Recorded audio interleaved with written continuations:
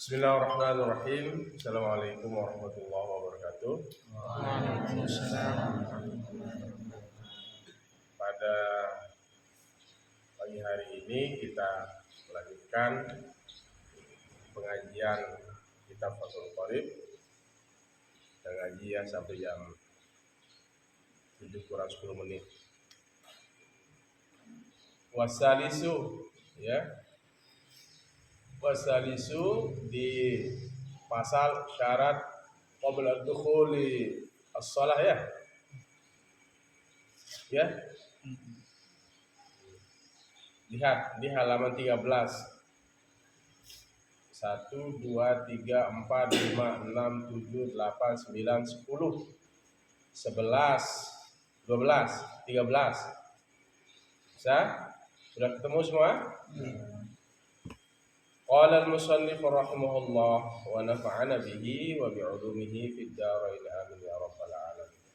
Kita sudah bahas syarat salat ya sebelum masuk ya. Pada melakukan salat itu ada 5 syarat, 5 sesuatu. Sebelum kita salat ada 5 sesuatu yang disyaratkan. Pertama, suci anggota tubuh dari hadas, baik itu hadas besar dan hadas kecil. Kemudian suci dari najis, itu juga ya termasuk yang pertama ini. Yang kedua, sitrul aurati, menutup aurat. Ini sebelum apa? Sebelum kita melaksanakan sholat. Sekarang yang ketiga,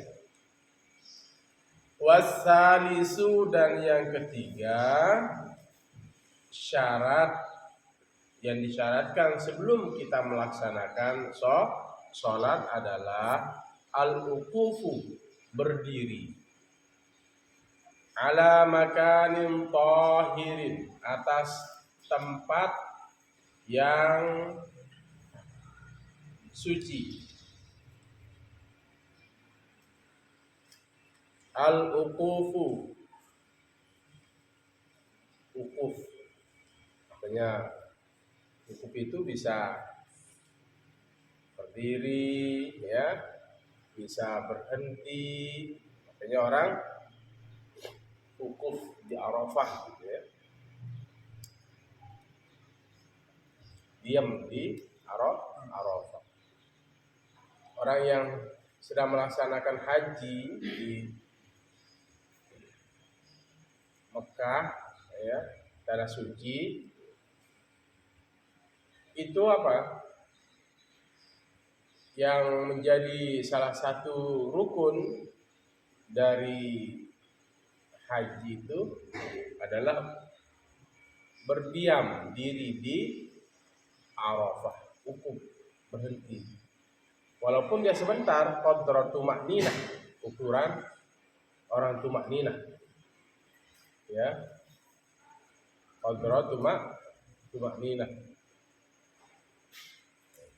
Walaupun sebentar dia berhenti wukuf di Arafah. Karena apa? Al-hajju Arafah, haji itu adalah Arafah. Walaupun sebentar. Makanya ada namanya safari Arafah itu.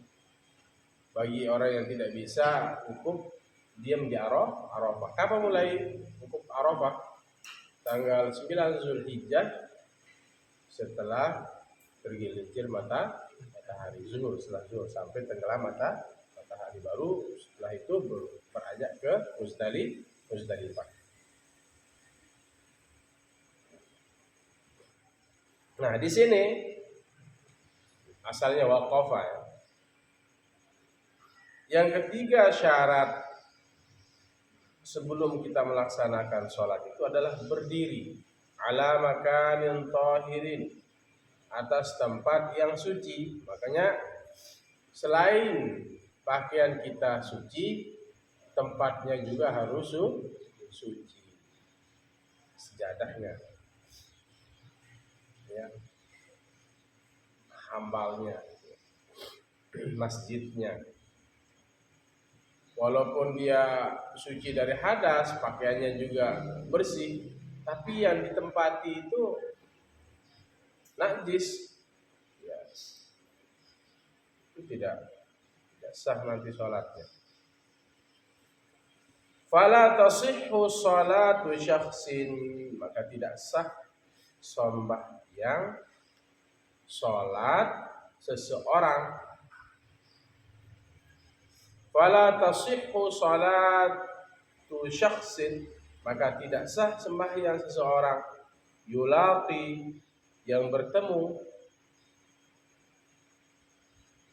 ba'dha badanihi,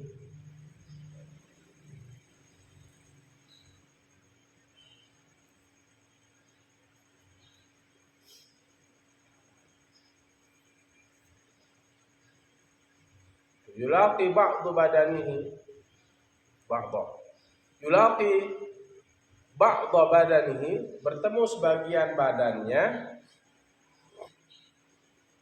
au libasihi, atau pakaiannya, najasatan,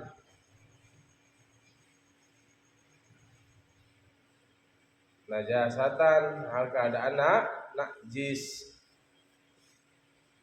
Yulaqi, bertemu, ba'dha badanihi, sebahagian badannya, au libasihi, atau pakaiannya, najasatan,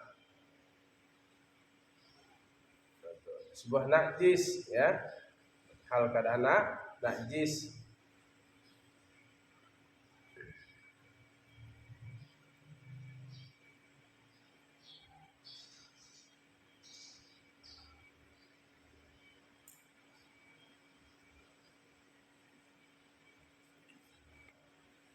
Najasatan, sebuah najis fi qiyamin, pada berdirinya, au qu'udin, atau duduknya, au ruku'in, atau rukuknya, au sujudin, atau sujudnya. Tidak sah seseorang itu apa?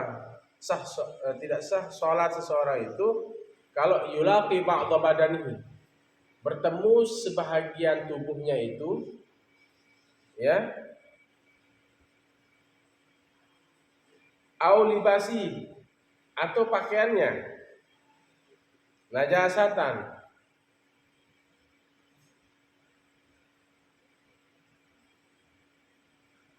pakaiannya atau badannya itu bertemu dengan najis, nyambung dia dengan najis. Tempat sujudnya dia injak, ada najis di situ. Itu badannya, ya. Itu kan udah ketemu badannya, atau pakaiannya itu ketemu dengan najis. Ada kotoran, kemudian kotoran itu bisa tersentuh dengan pakaian kita, dengan sarung kita, dengan mukena seorang perempuan, maka ini tidak menjadikan sholat kita sah.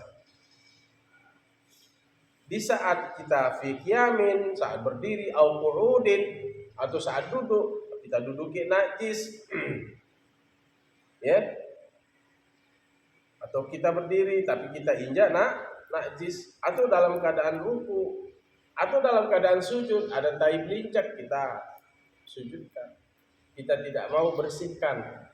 Makanya bersih badan, bersih tempat, bersih badan dari najis, ya, itu kan sudah masuk di syarat keberapa? Pertama, hadas, bebas dari hadas besar dan hadas kecil, suci dari najis. Kedua, menutup aurat. Ketiga, berdiri di tempat yang suci. Jangan sampai tubuh dan pakaiannya itu ketemu dengan najis. Sejadahnya tidak bersih. Baik ketika kita berdiri, ruku maupun sujud. Maka tempat sholat kita itu penting untuk bersihkan. Paham tuh? Kotor belum tentu najis. Najis berarti sudah pasti kotor. Misalnya ada debu, kita injak, ada debu kita tempat sujud. Sah apa enggak sholatnya? Sah apa enggak? Semuanya jawab, sah apa enggak? Sah. Kenapa? Najis apa enggak debu? Nah, itu namanya kotor. Tapi belum tentu najis. Perhatikan. Tetapi kotor itu apa? Menyebabkan sholat kita tidak khusyuk. Maka masjid dan mushola harus bersih supaya tidak ada debu. Najis, ya, kotoran, ya, kotoran manusia, kotoran binatang, kita injak, kita sujud, ya. Makanya pakaian harus bersih, badan harus bersih, tempat sujud harus bersih. Entong? Baik, kita lanjut ya.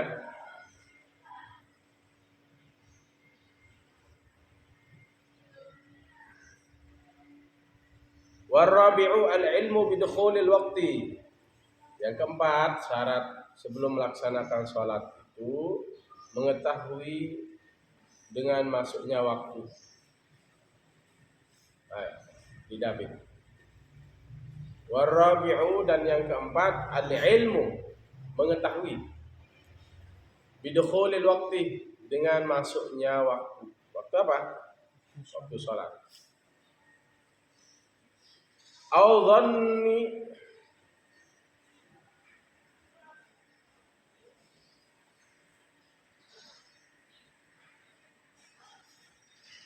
atau menduga,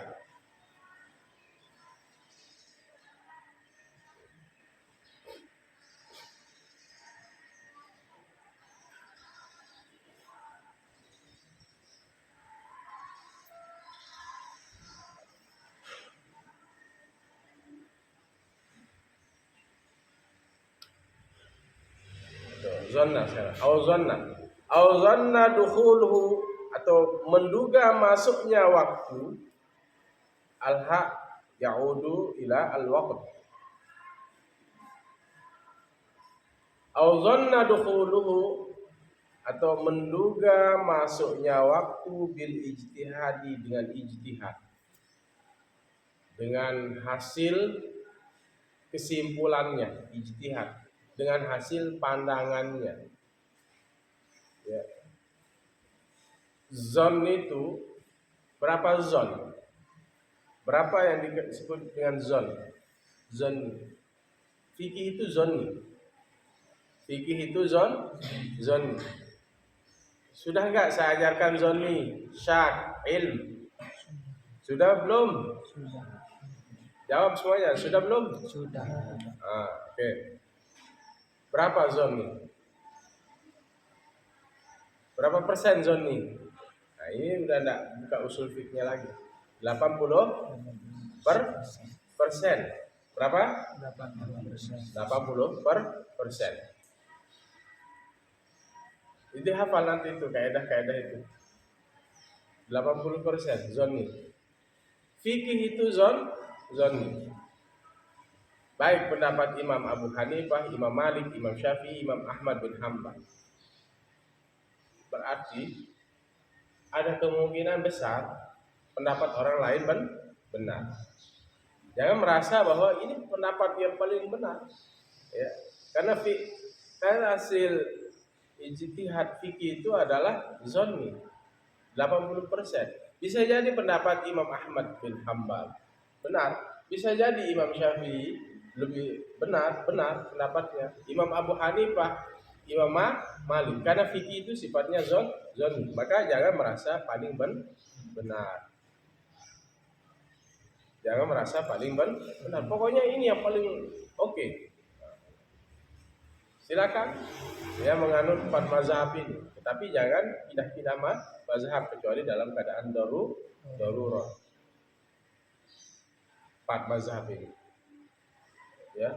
Karena fikih itu sifatnya zonni. Baik, nanti kita lanjut di usul fikih. Yang keempat ini apa? Mengetahui dengan masuknya waktu atau menduga masuknya waktu bil ijtihad. Nah, ini pasti sudah masuk sholat zuhur. Dia tahu, oh sudah masuk waktu sholat. Kalau belum masuk waktu berarti tidak sah sholatnya. Atau apa? Atau dia ada zonni yang ada keyakinannya itu 80% bahwa sholat itu sudah masuk waktu. Kalau ragu-ragu jangan syak. Kalau syak berapa? 20%. Hah? 20%. 20%. Terus apa lagi?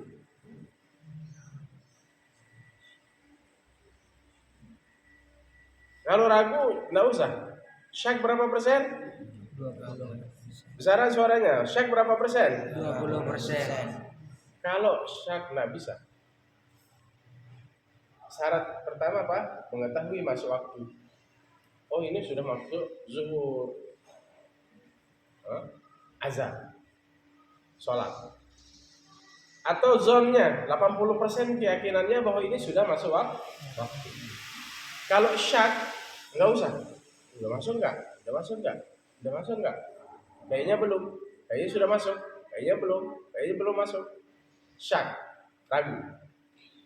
Kalau zonni 80% keyakinannya sudah masuk waktu sholat asar, maghrib, isya atau subuh, zuhur, asar misalnya 5 waktu ini sudah 80. Misalnya dia mau sholat zuhur, yakin sudah masuk waktu atau dia mengetahui masuk waktu dengan apa? Jam, ya, jam.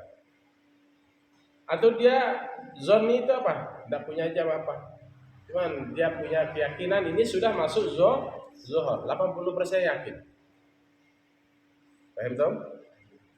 Maka lihat kitabnya. Walau shalla bi ghairi dzalika, maka jikalau salat, kalau kita artikan maka jikalau salat oleh seseorang itu bi ghairi dzalika dengan tanpa yang demikian itu, ya gitu ya. Kalau secara kaidah nahwunya.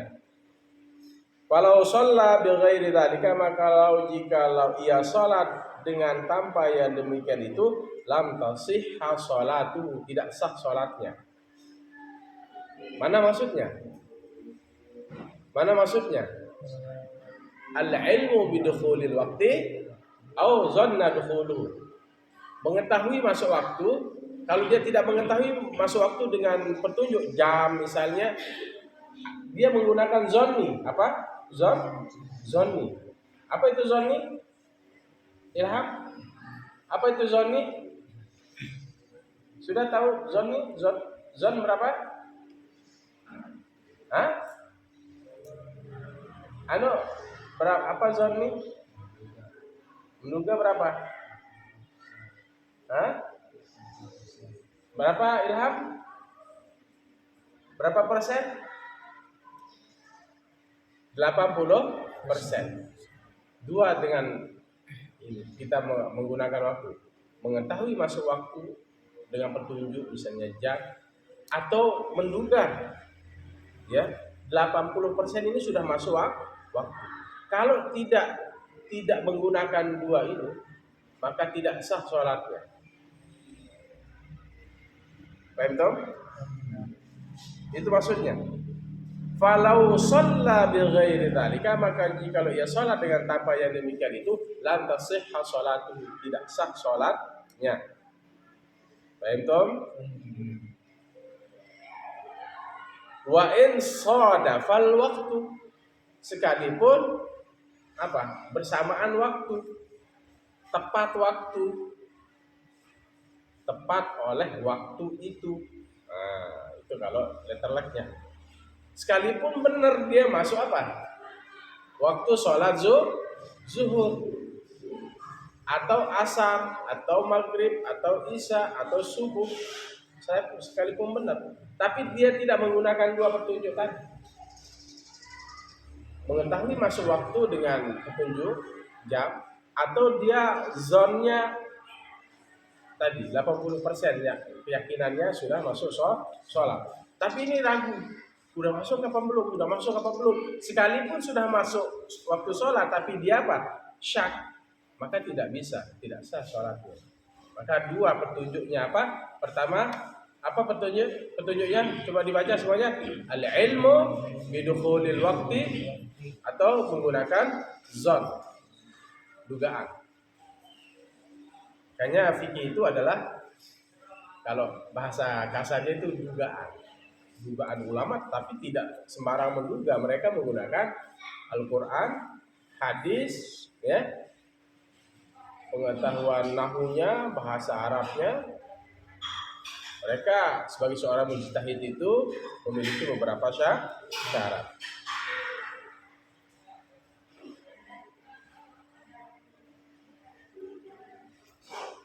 Jika pelan-pelan putri itu tinggal sedikit ya.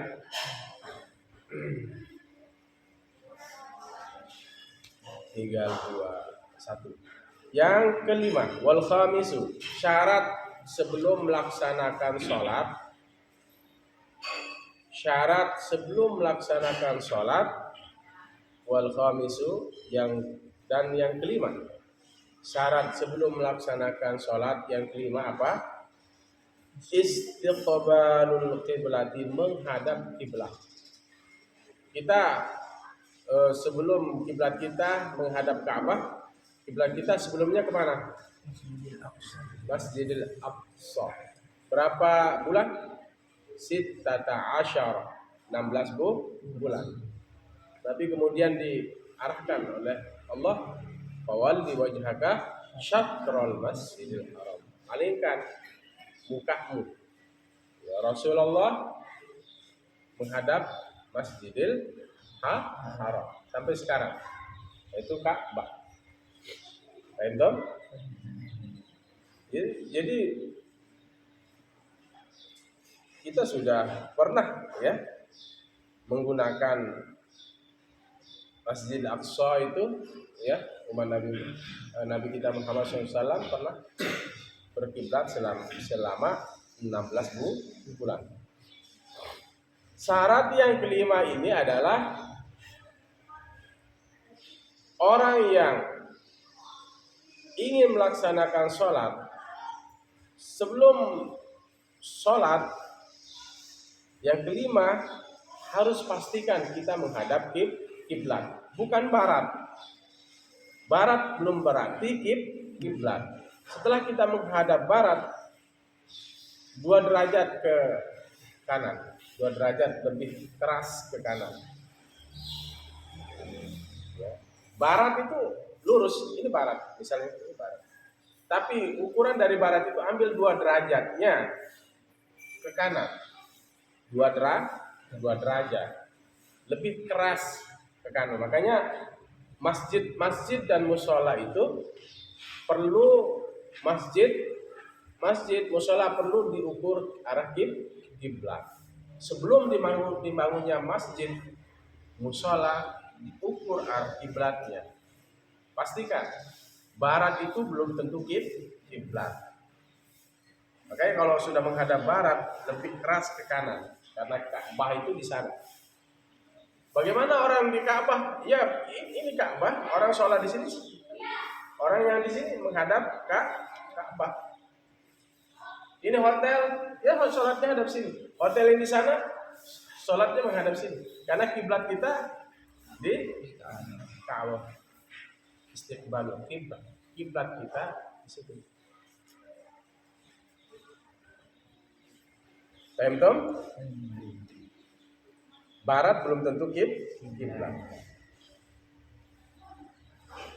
Istiqbalul kiblati ini syarat yang kelima, kalau tidak menghadap kiblat sholatnya tidak sah. Ai al-Ka'bah, yaitu Ka'bah. Ka'bah. Kiblat kita Ka'bah. Kalau kalian sholat menghadap timur sah apa enggak? Sah? Mawardi? Sah kamu bilang? Oh. Kenapa enggak sah? Sholat ada menghadap timur. Kenapa enggak sah? harus bisa menjawab. Kenapa tidak sah sholat menghadap timur? Semuanya. Tidak menghadap. Karena bukan kiblat kita, bukan arah yang diminta oleh Allah. Seperti ayat Quran tadi, fawalli wajhaka syatral masjidil haram. Palingkan mukamu menghadap Masjidil Haram. Karena itu Mas, Ka'bah itu. Ka'bah itulah kiblat kita. Tidak boleh makanya sholat menghadap selatan. Kiblatmu mana sana? Hah? Menghadap utara mana kiblat di sana? Hah? Hadap timur mana? Papua sana. Ya. Sana lagi kemana itu? Negara mana? Ya Arab itu di sana. Di apa? Di barat daya, ya sebelah sana. Ya, kalau sudah diukur menghadap kiblat, menghadap barat 2 derajat itu lebih keras ke kanan. Nanti saya ajarkan cara mengukur arah kiblat.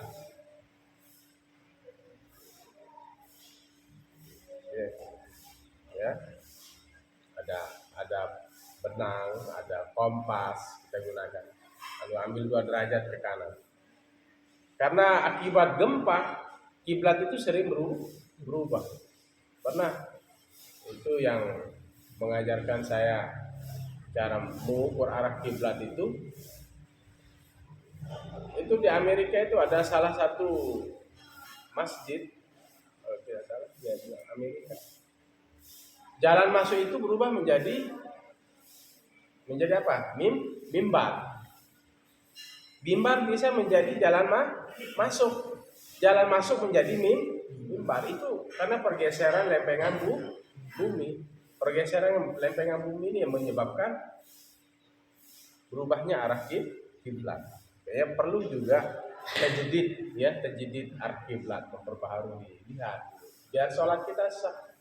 Karena yang paling pertama kali ditanya pada hari kiamat itu adalah sholat.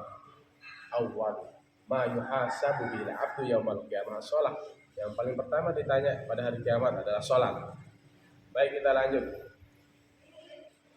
Summiyat qiblatan, dinamakan kiblat di annal musalli, karena sesungguhnya orang yang sholat, musalli ini sifat. Karena sesungguhnya orang yang sholat yuqabiluha, dia menghadapnya kembali pada kiblat. Dia menghadapnya, ia berhadapan dengannya. Wa ka'batan, dinamakan Ka'bah lirtifaiha, karena ketinggiannya Ka'bah. Tinggi Ka'bah karena ketinggiannya. Kenapa dikatakan kiblat? Karena kita menghadap. Menghadap. Berarti kiblat itu apa artinya? Menghadap.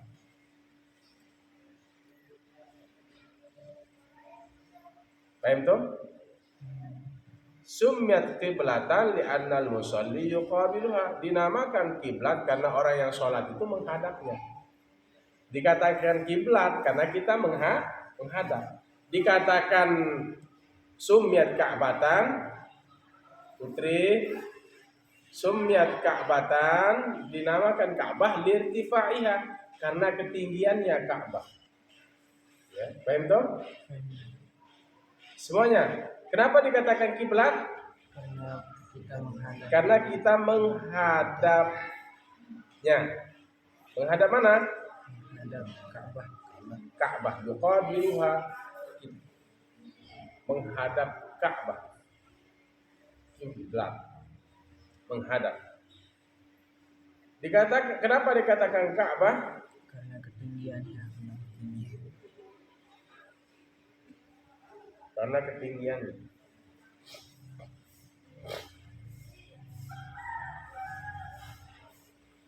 Wasdiq lirtifaiha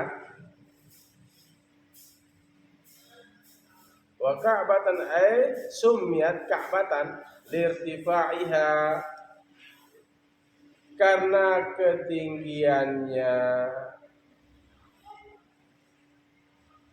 ya.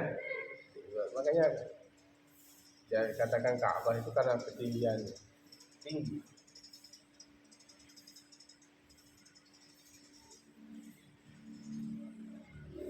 Wastiqbaluha bisadri dan menghadapnya dengan dada, menghadap apa? Ka'bah.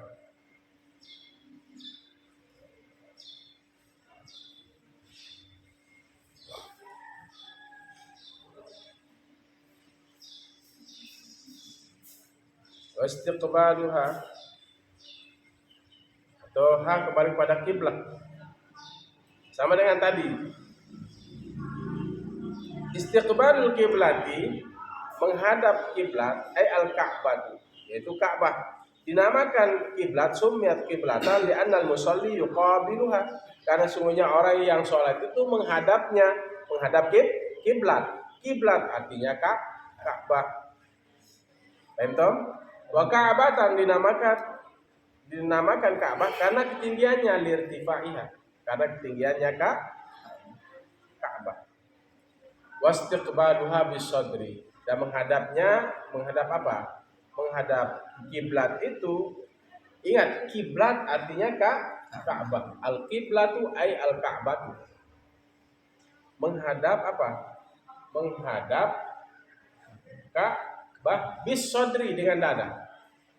Kalau sila sholat itu menghadap kiblat, menghadap Ka'bah dengan dada kita. Syurita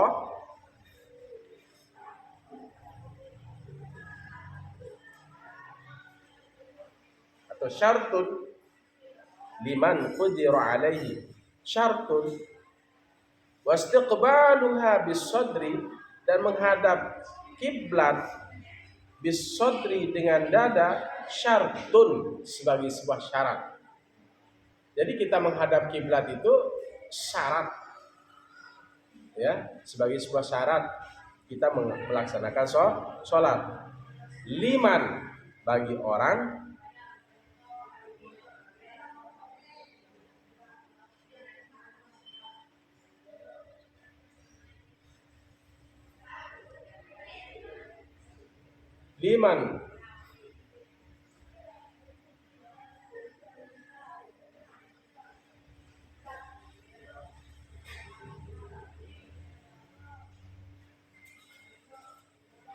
bagi orang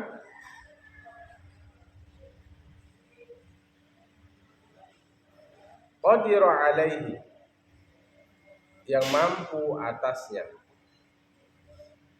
bagi orang yang mampu atasnya. Liman bagi orang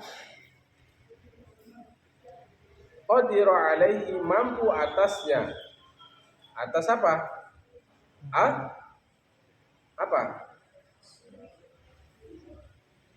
Istiqbaluha bisadri atau bisadri, ya, bagi orang yang mampu atasnya, ya, atas menghadap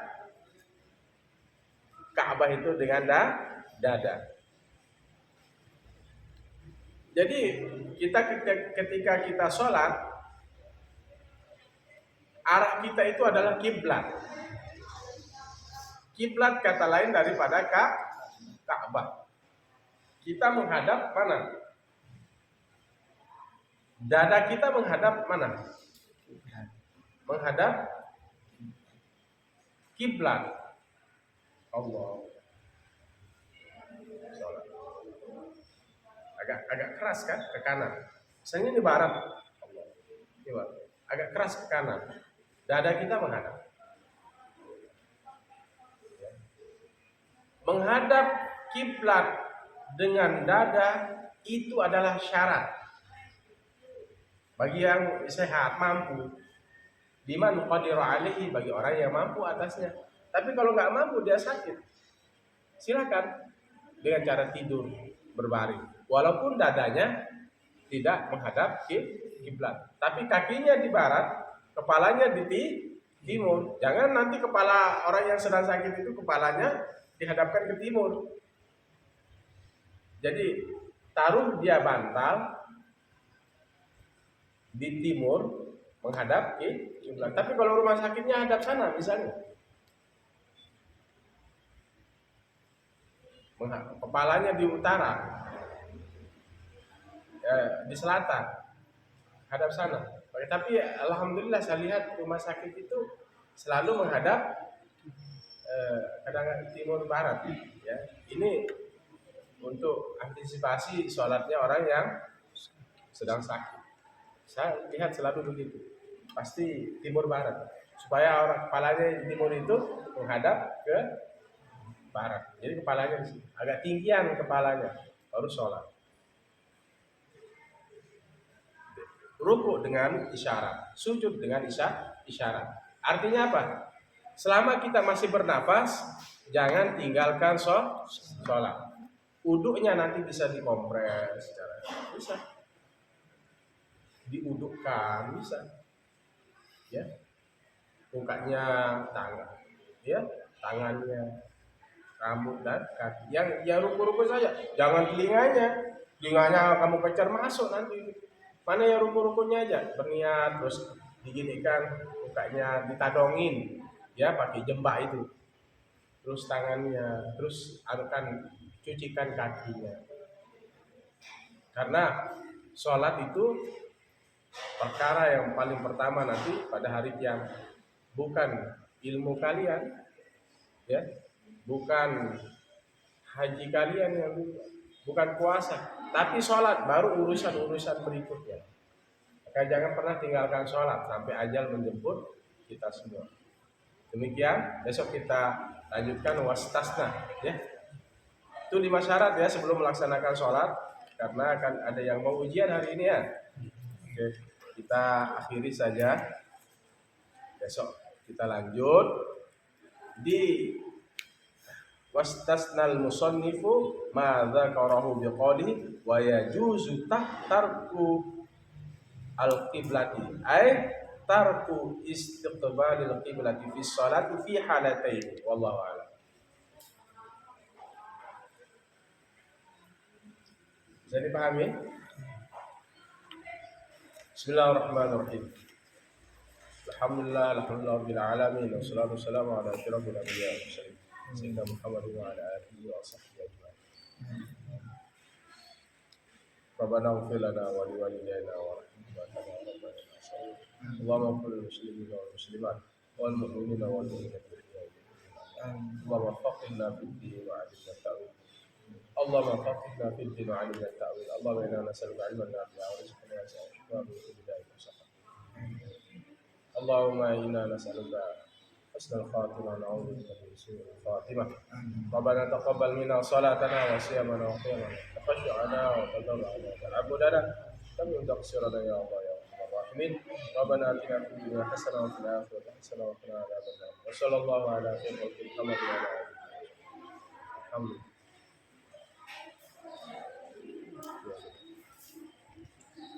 Alhamdulillah. Demikian hadanallahu wa iyyakum ila sabilil mu'minin wal muwaffiq ila aqwamit thariq. Assalamualaikum warahmatullahi wabarakatuh. Waalaikumsalam.